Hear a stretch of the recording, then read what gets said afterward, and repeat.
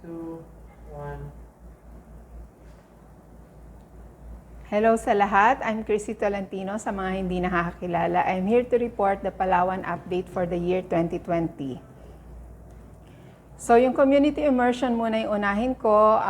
We have volunteers last year, 2019. Si Shireen and si Kelly, they decided to extend their stay in Palawan. So last January 2020, bumalik sila sa Palawan for their field exposure in Mangingisda and Brooks Point. Ito yung mga accomplishments nila sa Barangay Mangingisda. Nagkaroon sila ng evangelism and follow-up sessions. They also taught crossroads and then livelihood sessions with the family development session of 4-piece beneficiaries in Barangay Mangingisda para sa kanyang kasaba chips.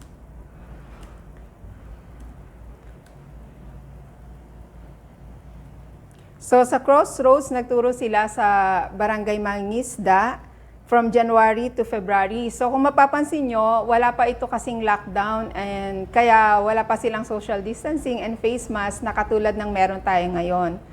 So baka yung iba magtaka dyan. And then sa evangelism and follow-up sa Barangay Mangingisda from January to February 2020, ayan yung kanilang mga nagawa with the students. So ito yung kanilang accomplishments, yung nag-expose sa gospel is 71 and then ang na-follow up nila ay 4, 3 at 3 lang. Hanggang follow up 3 lang sila. Medyo konti yung kanilang na-follow up. Pero okay lang. So sa Brooks Point naman, ito yung kanilang crossroads class sa isang high school doon from February to March. So ayan po yung total ng naturuan nila. Nakita nyo naman po sa slides. And then nagkaroon po sila ng Jesus film sa Malya, dun sa taas at saka sa Dunglog. Ang na-expose po sa gospel ay 40 at ang nag-PRC ay 32. And then, nagkaroon sila ng follow-up using picture booklet sa Malya Brooks Point, Palawan. Sa PB1, 14, 11, 11, 10, and sa PB5 ay 10 na lang po. So, ayan yung kanilang accomplishments. Sa physical naman po, nagkaroon sila ng training on how to make cassava chips. Si Shireen po ang nagtuturo dyan. And sa Barangay Mangingisda, 38 po na mga parents yung umattend from the beneficiaries of 4-piece. Meron po kasi tayong MOA with the DSWD, so nagko-conduct po once a month ng family development sessions na kung saan yung mga parents ng mga 4-piece beneficiaries ay uma-attend. Tapos sa Brooks Point po, nagkaroon din po sila ng cassava chips training sa livelihood sa Barangay Pangobilian po. So ayan. 8 lang po yung naka-attend doon. So nagkaroon din po sila ng first aid training na 9 participants sa AMAS sa Brooks Point, Palawan. So ayan po yung kanilang mga participants with the IPs po yan. And then nagkaroon sila ng CBHP training na 17 participants din with the community sa Brooks Point. Ngayon naman po, nagkaroon tayo ng second batch of cycle ng training for the year 2020. So, ito po yung ating mga trainees. So, 5 po sila. Sila Jabez, sila Arman, Jericho, si John David or si JD at si Beverly. Si Beverly po ay local natin na trainee from Barangay Mangingisda. So, ito po yung kanilang didactic training in the new normal setup. So, yan, meron po silang face-to-face with social distancing and naka-face mask. And then, ito po ay first time talaga natin ginawa yung online training via Zoom.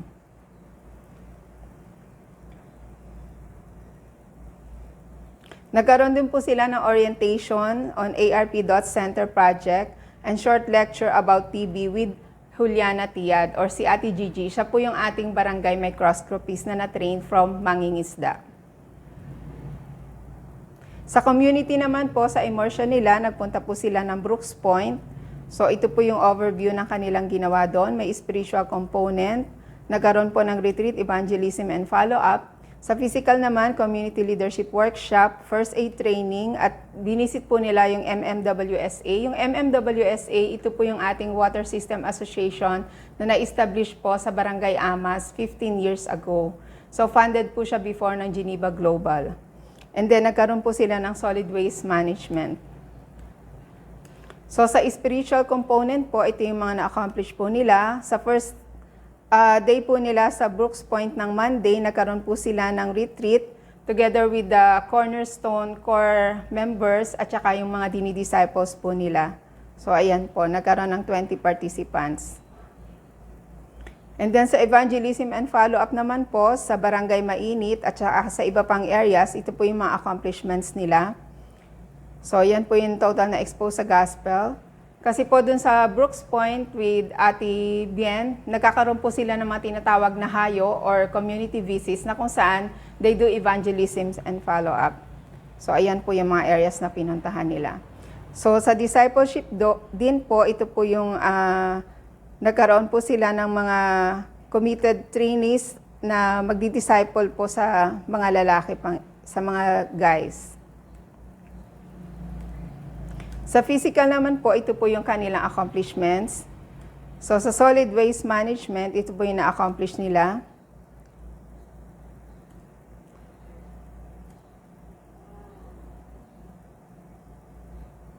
Meron po kasing funding yung local government doon and nakisit in po yung ating ARP trainees para po sa planning kung ano pong gagawin na solution doon sa kanilang problem sa basura.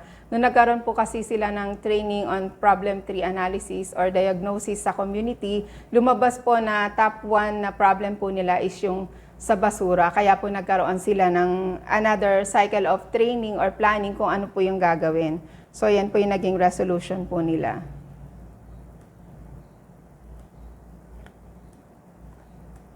Nagkaroon din po sila ng community-based leadership training. So ito po yung kanilang mga accomplishments.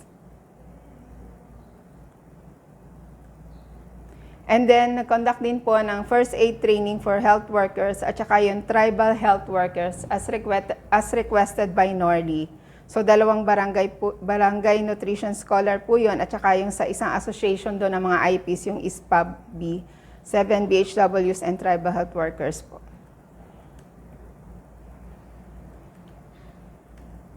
So, nagkaroon din ng opportunity yung mga trainees na i-visit yung Mangkungon Water System Rehabilitation. So, ito po yung mga nagawa. So, after 15 years, medyo hindi na po naasikaso yung water system. So, ginawan po nila ng paraan na nilinis po yung collection tank at nagkaroon din po ng pagre-repair dun sa screen, sa filter ng water system.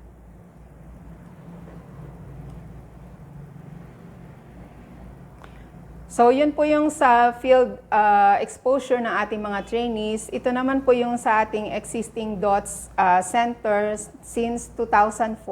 So, medyo matagal na po to. Ito po yung summary ng mga na-catered po na patients po natin. So, meron po tayong na-enroll na 30 at meron pong na-graduate na 15.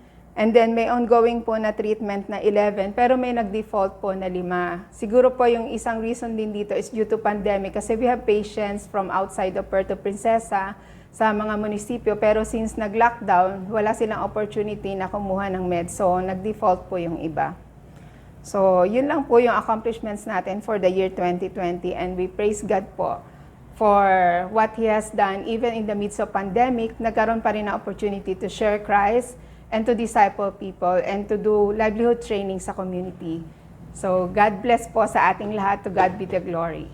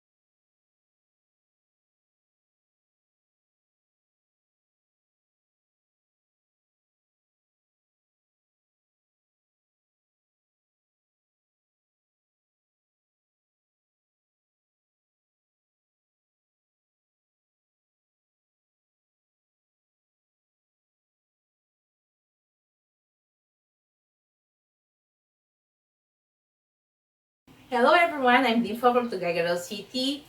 And for this year, we are thankful for how God had enabled us to minister to the young people. Even in spite of this pandemic now, we are thankful that God still allowed us to connect to the people whom we are discipling. For the month of March, we were able to bring them pa sa hiking. We were able to gather our disciples for a hiking 4 days before the lockdown. And indeed, God has given us this opportunity to connect to them. And this was the foundation wherein we were able to continually connect with them through the online streaming. So, online meetings lang kami ng online meetings and discipleship namin, prayer time, and even yung aming mga chikahan sa online namin ginagawa.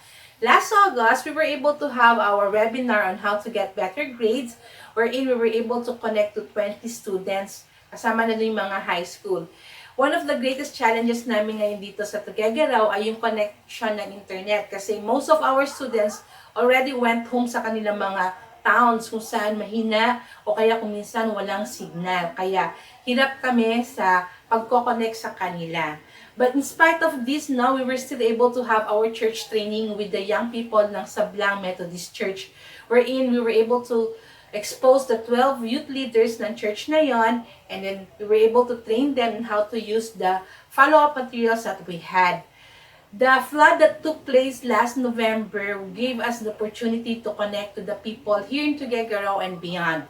Through the initiative of the Cornerstone community churches and the other ministry partners, we were able to distribute relief goods sa 5,020 families, not just here in Tuguegarao, but also yung mga sa Peñablanca, sa Alcala, Solana, Pamplona, and even sa other parts na konti-konti. And still, the distribution is not yet done. So please pray with us for that. We are also praying that as through the result of this distribution, we were able to adapt a community. Pray that we'll be able to implement the SHIP program of Cornerstone Community. What is SHIP? That's the spiritual development, the health development, energy, and then the economic development and people empowerment. So that's our prayer request. Please pray with us that we'll be able to do that sa barangay ng Gosi dito sa Tuguegarao.